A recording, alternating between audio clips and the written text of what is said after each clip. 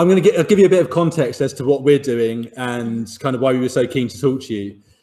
I worked for Kerrang and various other magazines for about 15 years. And then about 10 years ago, I started teaching English, which is what I do now. What we've tried to do with this project, which is going really, really well, is we are speaking to people like you. And well, I say people like you, we had Lucas for the first one from Holding Absence. And now we've got you. You were definitely the top 2 on our list. And, you know,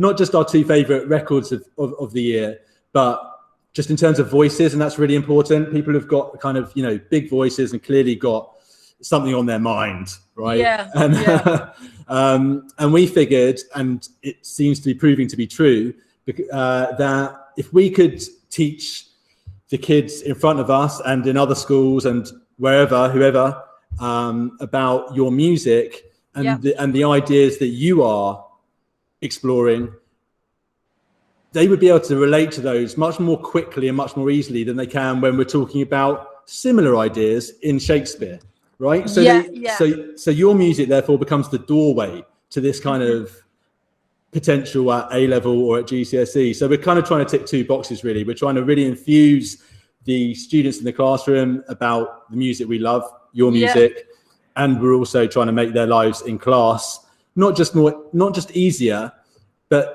to understand the significance of what they're studying. Because when they hear your music, they're like, right, that's me. I feel that. That's important. But, I love that. Yeah. But probably Shakespeare 400 years ago felt the same passion. It doesn't resonate quite the same. Right. So we're joining those dots, and that's really where we are. And, you know, thanks so much for kind of talking to us. Good. No, thanks for having me. To synthesize kind of the spirit of the thing, the idea is that, like, I teach English, I teach these texts to these kids. Some of them are like unbelievably kind of committed and dedicated, and you feel this deep connection with them because they're so into the music that you or I are into, and into that kind of whole, you know, it's life, right? It's life.